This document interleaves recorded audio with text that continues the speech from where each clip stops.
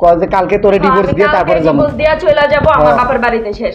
সামাজিক যোগাযোগ মাধ্যমে ছড়িয়ে পড়া একটি ভিডিও ঘিরে তীব্র আলোচনা শুরু হয়েছে।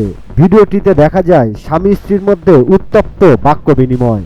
এক পর্যায়ে ওই নারী বলেন, আমি কালকেই ডিভোর্স দিয়ে বাপের বাড়ি চলে যাব। কিন্তু এর জবাবে স্বামী সরাসরি বাধা দিয়ে বলেন, ডিভোর্স না দিয়ে কোথাও যাওয়ার সুযোগ নেই। ডিভোর্স দিয়ে তারপর তুই যাবি। এর আগে তুই পরপর সাইডবার প্রক্রিয়া করে পালাই আসছিস, তারপর আমি তোরে মাইনে নিছি। এই নারী অতীতে একাধিকবার প্রক্রিয়ার ঘটনায় স্বামীর বাড়ি ছেড়ে পালিয়েছেন। এমনকি বিবাহিত থাকা অবস্থায় অন্য পুরুষের সঙ্গে সম্পর্ক জড়িয়ে বিয়ে করেছেন বলেও ভিডিওতে দাবি করেন তিনি।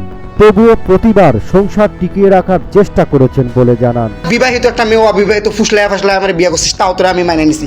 পরবর্তীতে আবার পালাইছিস, মাঝরাত্রে ধরা খাইলি আমার পাশের এলাকায়, তারপর আমি তোরে মাইনে নিছি। ভিডিওটিতে ক্ষোভের সঙ্গে স্বামীকে বলতে শোনা যায়, বারবার বিশ্বাস ভেঙে দেওয়া একজন মানুষের সঙ্গে সংসার করা অসম্ভব। তাই এবার আর কোনো নাটক নয়, আইনি বিচ্ছেদ সম্পন্ন করেই সম্পর্কের ইতি টানতে চান তিনি।